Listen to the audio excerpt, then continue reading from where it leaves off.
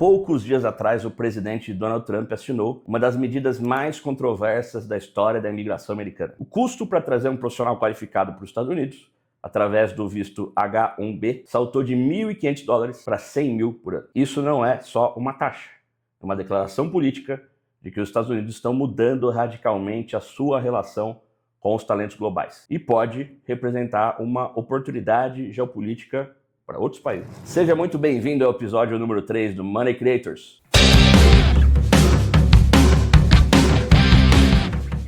O canal que vai mostrar para você que todos nós temos a capacidade de gerar valor e construir riqueza. Eu sou Jader Mendonça e aqui a nossa missão é clara: ajudar você a entender o que está acontecendo no mundo e como usar isso para aumentar a sua capacidade de gerar riqueza. Assim você pode se planejar estrategicamente e se posicionar da melhor forma nesse contexto global em que a gente vive. Então vem comigo, porque planejar liberta. E não se esqueça, se inscreve no canal, ativa as notificações e compartilha para propagar esse nosso conteúdo, porque juntos a gente vai mais longe. Por 60 anos, os Estados Unidos operaram um sistema muito eficaz de atração de cérebros. A fórmula era simples: políticas migratórias estratégicas, investimento massivo em pesquisa e desenvolvimento e universidades de elite, como Harvard, MIT, Stanford, que funcionavam como uma porta de entrada para o mundo. O resultado? Os Estados Unidos se tornaram um grande imã atraindo os melhores talentos do planeta. A migração indiana ilustra perfeitamente como o sistema funcionava. Por décadas, os melhores engenheiros saíam da Índia por 4 motivos: oportunidades superiores nos Estados Unidos, uma política migratória favorável, a formação em institutos de tecnologia na Índia, que se seguia de pós-graduação nos Estados Unidos, e a vantagem do inglês ser um idioma difundido na Índia. O resultado foi que os executivos indianos passaram a liderar as maiores empresas americanas. A gente pode citar, por exemplo, o Sundar Pichai na Alphabet, o Satya Nadella na Microsoft e o Shantanu Narayan na Adobe, para falar só de alguns nomes. Essas empresas valem trilhões de dólares e criaram milhões de empregos americanos. Os Estados Unidos extraíram um valor imenso dessa estratégia. Ironicamente, só em 2025, a Índia conseguiu colocar a sua primeira empresa tech, a TCS, a Tata Consultancy Service, entre as 20 maiores empresas de tecnologia do mundo. Isso mostra que levou muito tempo para ela conseguir criar os seus próprios campeões. E aqui está a virada. A política americana de cobrança dessa taxa de $100 mil chega exatamente quando a Índia finalmente criou um ecossistema tech competitivo, lá em Bangalore, em Hyderabad, que se tornaram alternativas viáveis ao Vale do Silício. E os profissionais indianos, eles já estavam considerando retornar antes mesmo dessa taxa. Ou seja, os Estados Unidos estão empurrando talentos indianos justo quando a Índia está puxando eles de volta. É uma tempestade perfeita que pode acelerar drasticamente a reversão da fuga desse cérebro. Enquanto o governo americano cobra essa taxa de $100 mil por visto, o Mark Zuckerberg oferece $300 milhões em 4 anos para atrair talentos de inteligência artificial. A Meta criou o Super Intelligence Labs e fez a contratação mais emblemática da história recente: Alexander Wang, o bilionário mais jovem do mundo aos 24 anos. Wang é filho de imigrantes chineses e abandonou o MIT para fundar a Scale AI, uma das startups mais valiosas do Vale do Silício em infraestrutura de inteligência artificial. O Zuckerberg comprou a Scale AI por $14,3 bilhões e nomeou Wang como Chief AI Officer, com a missão clara de liderar a corrida pela superinteligência. O Wang já recrutou mais de 50 especialistas dos rivais, 20 da OpenAI, 13 do Google. O Sam Altman, da OpenAI, chegou inclusive a denunciar publicamente essas ofertas gigantescas. Mais que o impacto prático, a adoção dessa tarifa tem um impacto simbólico. Ao longo das últimas décadas, a mensagem era a seguinte: se você tem um talento excepcional, queremos você aqui nos Estados Unidos. Mas agora a mensagem mudou um pouco. Você é bem-vindo, mas só se valer a pena financeiramente. A adoção dessa tarifa de $100 mil não é uma medida isolada.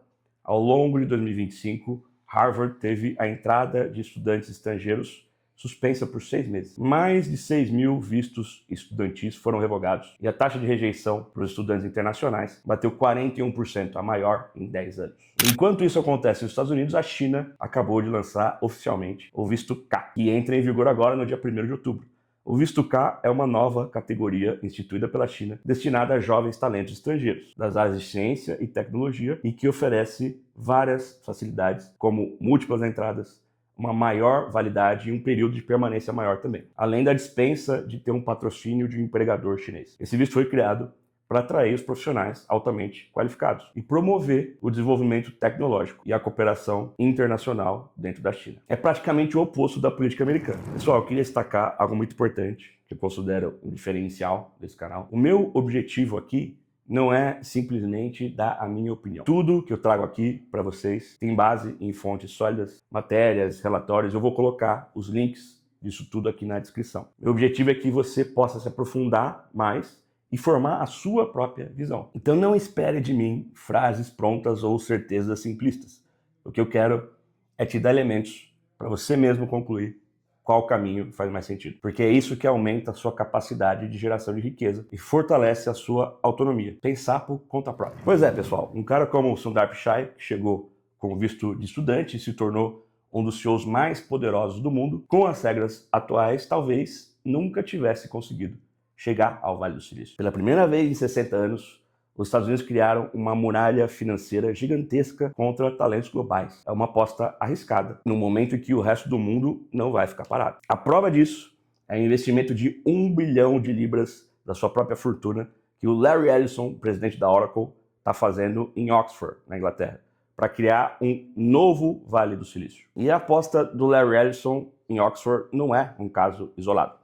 Outros bilionários, como o Elon Musk e o Mark Anderson, vem promovendo projetos internacionais de tecnologia, energia e ciência com ambição global, seja em campos universitários, parques de inovação ou institutos de pesquisa em diferentes países. Esse movimento, embora ainda raro em escala, mostra bilionários americanos buscando influenciar o mapa da inovação além do Vale do Silício. Vamos entender exatamente o que Larry Ellison está fazendo em Oxford, porque isso é muito mais ambicioso do que pode parecer. O Ellison está criando o Ellison Institute of Technology com um investimento de 1 bilhão de libras de recursos próprios, o maior investimento privado individual da história da educação britânica. Ele vai criar um campus de 28 mil metros quadrados no coração de Oxford, com a inauguração prevista para 2027. Mas não é só tamanho, é estratégia. O Instituto foca em 4 áreas que o Ellison considera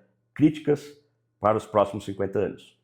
Medicina personalizada através de IA, segurança alimentar global, energia limpa e computação quântica aplicada. O modelo é genial. Ellison fornece infraestrutura e o capital inicial. Oxford fornece a credibilidade acadêmica e a sua rede global. E os estudantes e professores podem se tornar cofundadores das empresas criadas. Todos ganham em equity, todos têm skin in the game. Serão 20 bolsas integrais por ano para estudantes de países emergentes, incluindo o Brasil. Mas não são bolsas normais. Cada estudante chega com um projeto empresarial, recebe $500 mil de funding inicial e 18 meses para provar a viabilidade comercial daquele projeto. Os primeiros projetos já estão definidos. Vacinas contra o câncer, personalizadas por inteligência artificial, biocombustíveis de algas marinhas, baterias de grafeno para carros elétricos e um sistema de dessalinização movido à energia solar. Ellison está literalmente criando uma zona econômica especial dentro de Oxford. Impostos diferenciados, regulamentação ágil para biotecnologia, fast track para patentes. E aqui está a jogada mestre. As parcerias diretas com os gigantes de tecnologia. A Microsoft vai fornecer cloud computing gratuito. A Nvidia disponibilizou $50 milhões em GPUs para inteligência artificial. A Tesla ofereceu seus laboratórios de baterias. Ellison usou suas conexões para criar um ecossistema completo. Depois de conhecer mais detalhes desse projeto do Larry Ellison, você deve estar curioso para saber mais da sua trajetória. E é por isso que chegou o momento do nosso quadro Masters of Money, onde você conhece um pouco mais da trajetória de grandes personagens da economia global.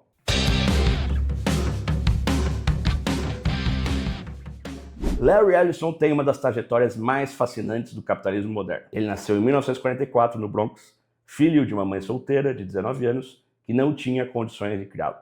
Ele foi abandonado aos 9 meses e foi adotado pelos tios-avós em Chicago. E aí ele descobriu que era adotado aos 12 anos de idade, quando ele ouviu uma discussão familiar. Esse trauma familiar moldou a personalidade obsessiva por controle e perfeição de Ellison. Na universidade, ele era brilhante em matemática, mas abandonou 2 vezes a faculdade, porque odiava autoridade e regras. Ele não tem diploma universitário. Em 1966, ele mudou para a Califórnia e, com $1.200 no bolso, trabalhou como programador freelancer. A virada começou em 1977, aos 33 anos, quando ele fundou a Software Development Laboratories, com outros 2 sócios e $2.000 de capital inicial. Depois a empresa passou a se chamar Oracle, em razão de um projeto militar ultra secreto da CIA que eles ajudaram a desenvolver. Um banco de dados que pudesse responder a qualquer pergunta. Ellison tinha uma obsessão: vencer a IBM. Durante os anos 80 e 90, enquanto Bill Gates lutava pelos desktops, Ellison apostou em banco de dados corporativos. Ao invés de competir com a Microsoft no varejo, ele dominou a infraestrutura empresarial. Mas a jornada não foi nada fácil. A Oracle quase faliu 3 vezes: 1990, 2001, 2008. Em cada crise, o Ellison apostou a própria fortuna para salvar a empresa. Em 2001, quando as ações caíram 80%, ele vendeu suas mansões, iates e até a sua ilha no Havaí para injetar capital na empresa. Hoje, aos 81 anos, ele é o segundo homem mais rico do mundo, com $354 bilhões. Ele chegou a ultrapassar o Elon Musk como o homem mais rico do mundo, agora recentemente, quando as ações da Oracle explodiram 36% com a divulgação do seu último resultado trimestral. Essa valorização brutal veio dos contratos de IA. Mais de 300 bilhões com a OpenAI. Mas Ellison sempre foi excêntrico. Ele é dono de uma ilha no Havaí, tem uma coleção de 12 mansões e uma frota de aviões militares. Ellison é obcecado por deixar um legado. Aos 81 anos, ele não quer apenas ser lembrado como mais um bilionário americano.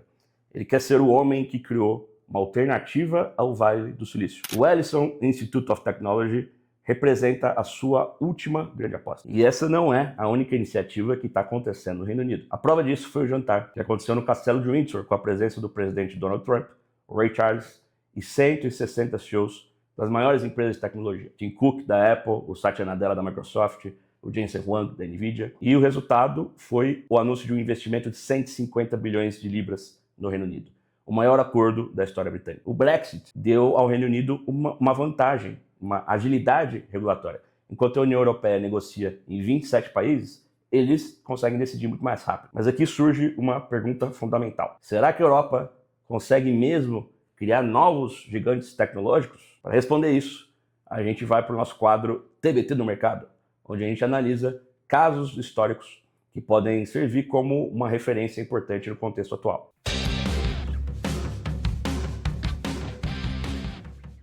Hoje vamos falar de uma empresa que não é tão conhecida, mas que moldou o futuro da humanidade. Essa é a história da ASML, empresa holandesa, fundada em 1984, numa cidadezinha chamada Veldhoven, bem longe dos centros tecnológicos tradicionais. Ela começou como uma joint venture entre a Philips e uma outra empresa holandesa, numa época em que os americanos e os japoneses dominavam totalmente o mercado de equipamentos para produzir chips. A aposta holandesa parecia suicida: investir bilhões de dólares numa tecnologia chamada EUV, Extreme Ultraviolet, que na época era considerada impossível de funcionar comercialmente. Enquanto isso, os americanos e japoneses focavam em tecnologias muito mais maduras e lucrativas. Mas vamos entender a complexidade do que eles conseguiram criar. As máquinas EUV da ASML são literalmente as engenharias mais sofisticadas já construídas pela humanidade. Para você ter uma ideia, eles usam um laser que dispara 50 mil vezes por segundo contra gotículas microscópicas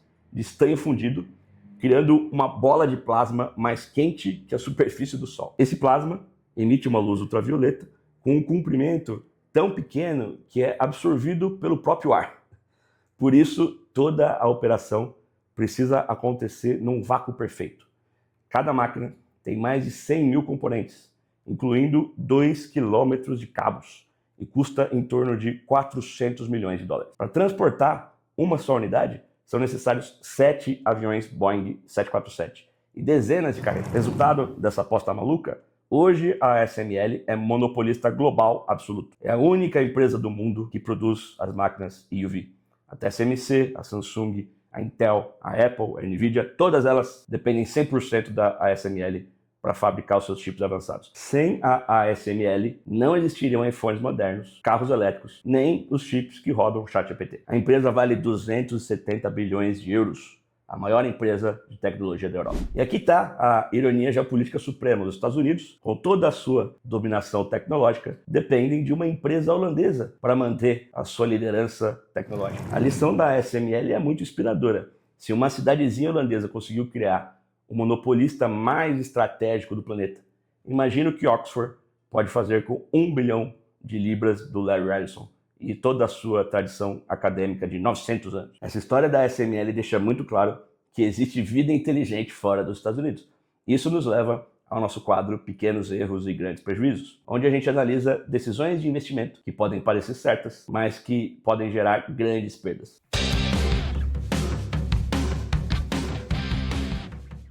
Eu vou ler para vocês a mensagem que eu recebi do Ricardo. Jader, preciso da sua ajuda. Comecei a investir em empresas de tecnologia em 2021. Investi no Google, na Meta, na Tesla, na Amazon. Por um tempo foi tudo muito bem. A carteira só subia. Mas aí veio 2022, que pancada, perdi 180 mil reais naquele massacre das techs. Mas eu pensei, são as melhores empresas do mundo, sempre voltam. Aumentei a minha posição nessas mesmas empresas, mas mesmo com a recuperação dos últimos anos, ainda estou no vermelho. Minha esposa quer que eu pare de investir. O que eu faço?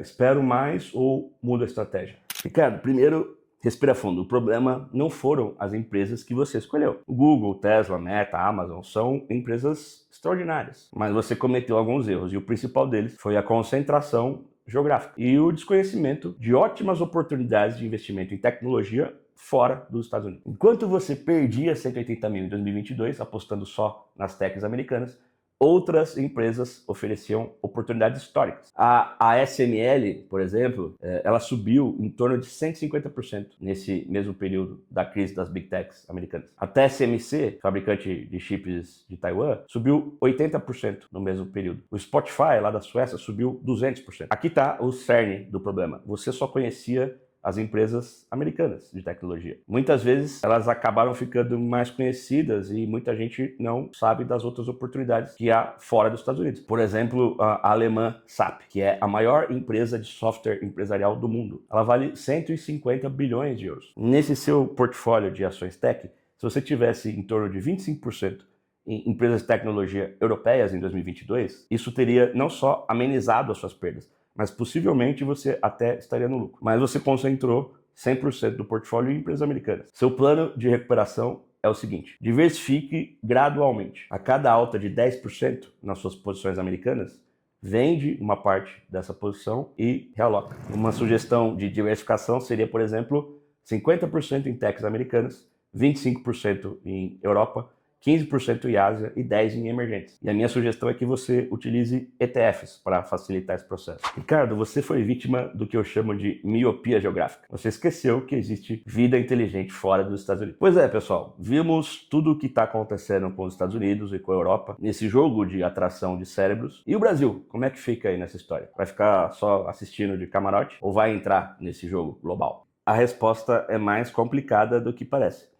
Enquanto o Larry Ellison investe 1 bilhão de libras em Oxford e a Europa se reinventa, o Brasil está numa posição nada confortável. Estamos na 91ª posição mundial em atração de talentos estrangeiros. E o curioso é que, ao mesmo tempo, somos um dos países do mundo com mais trabalhadores contratados remotamente por empresas internacionais. Os dados são muito incômodos.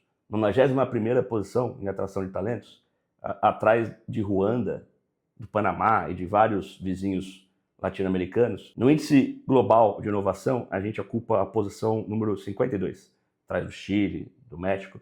E no ranking de competitividade, a gente está na posição 58 entre 69 países. Somos o 7º país em escassez de talentos. A gente não atrai talentos estrangeiros e ainda tem um déficit interno. Por outro lado, a gente tem algumas ilhas de excelência, que são reconhecidas mundialmente.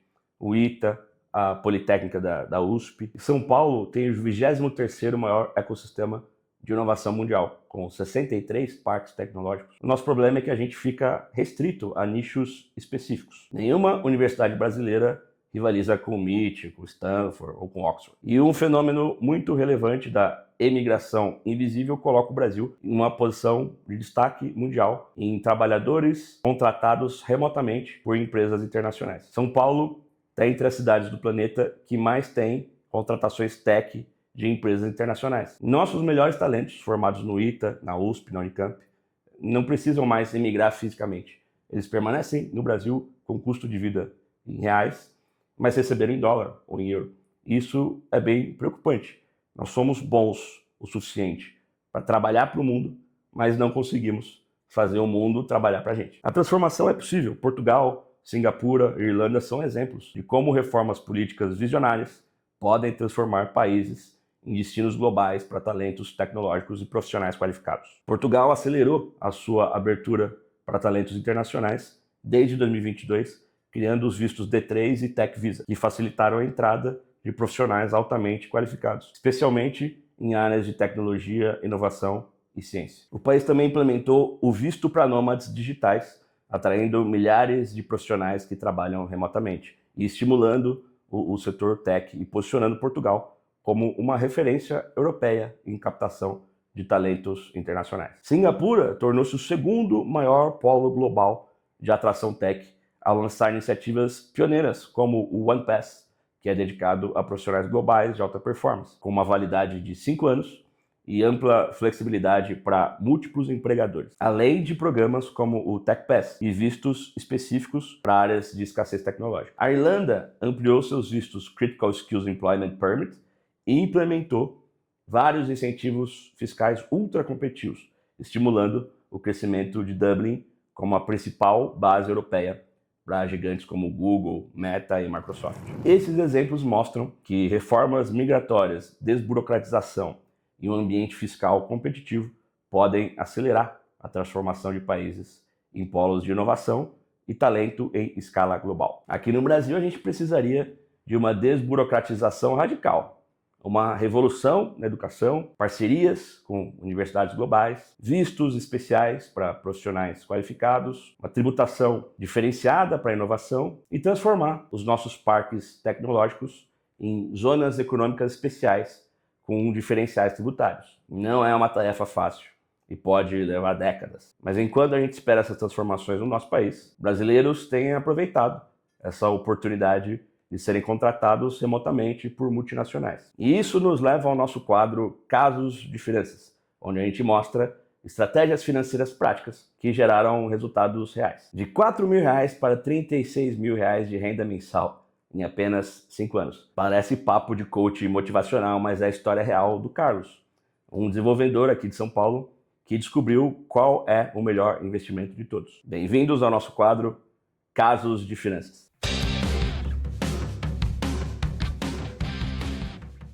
Em 2020, o Carlos tinha 28 anos e ganhava R$4.000 por mês.